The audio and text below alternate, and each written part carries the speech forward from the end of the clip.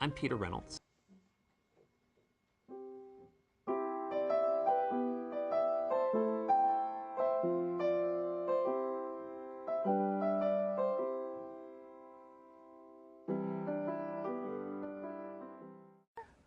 Well, the most important thing about being a children's book author and illustrator is that it is fun. It is fun, fun, fun.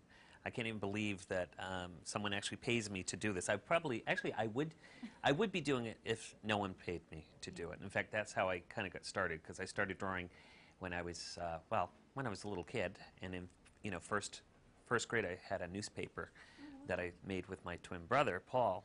And we've just been drawing and writing ever since. We love it. We love sharing ideas and stories. Well, this is the book, and it's this is actually, if you notice this big dot on the cover, the way I came up with the book was I was drawing and I fell asleep at night, and I had my pen on the paper, and this little dot that I was making started to grow bigger and bigger and bigger. And it was this exact size. Of course, I had to redraw it in orange. This looks a little prettier. And, but anyway, that's the story behind the dot. But this is the story, so I'll read it to you. The Dot by me. Art class was over, but Vashti sat glued to her chair. Her paper was empty.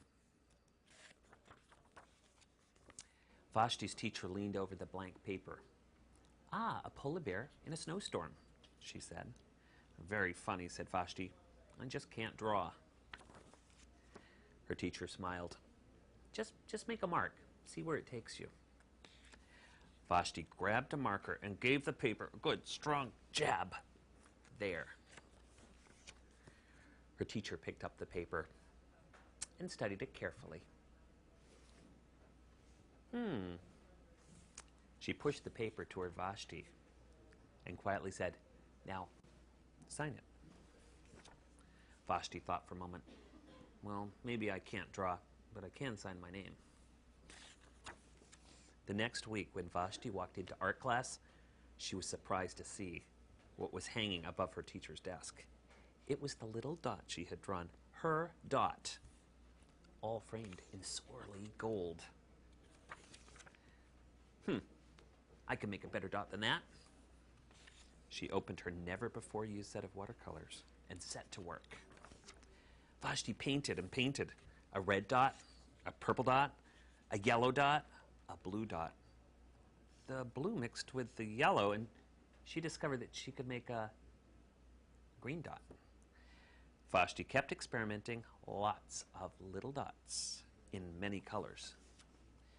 If I could make little dots, I could make big dots too.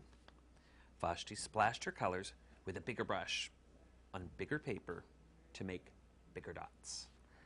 Vashti even made a dot by not painting a dot. At the school art show a few weeks later, Vashti's many dots made quite a splash.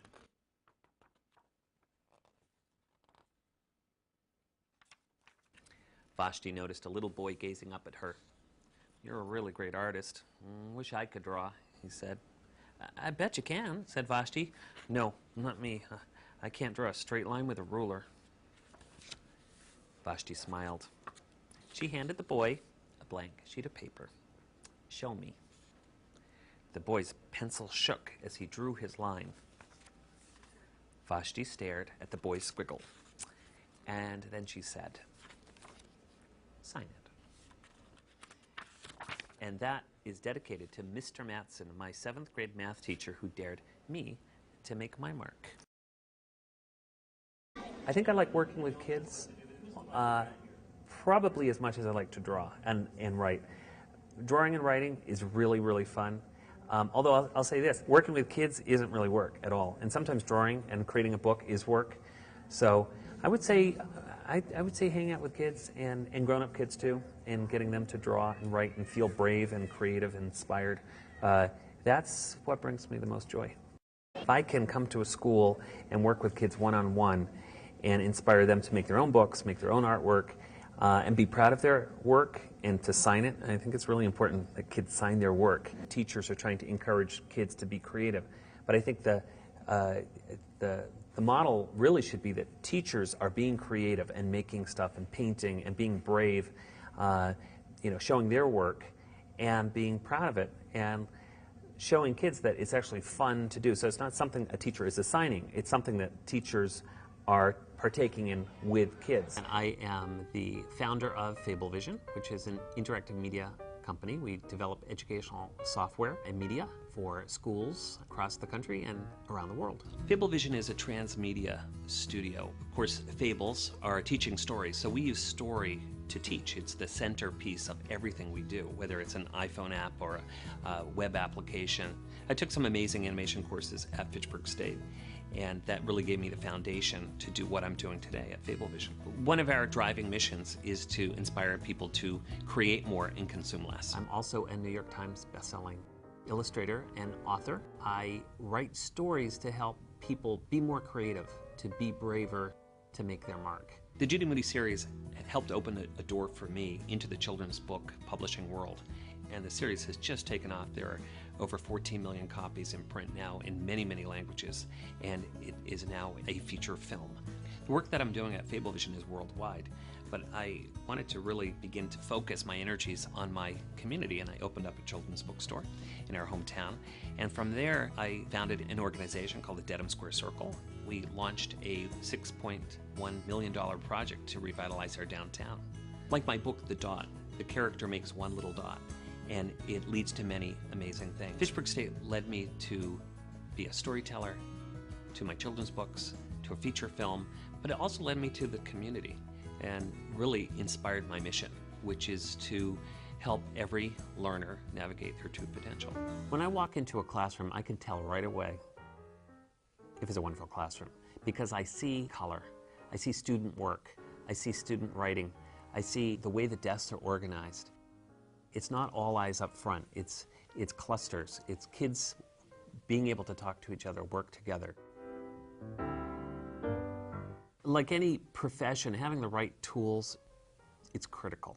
Teachers today have an amazing new set of tools to help kids show what they know, and also for teachers to be more creative in the ways that they can explain an idea, to engage, to ask students to contribute. I grew up with the chalkboard, and it does some great stuff, especially in the hands of a great teacher and great kids. The interactive whiteboard is such a leap forward from the chalkboard. It's as though the technology fairy came along and waved the magic wand and turned that blackboard into this amazing magical tool for kids and teachers to show what they know in brand new ways. Personally, I gravitate to that hands-on learning, which is really the new 21st century approach to learning, actually getting kids to be self-directed.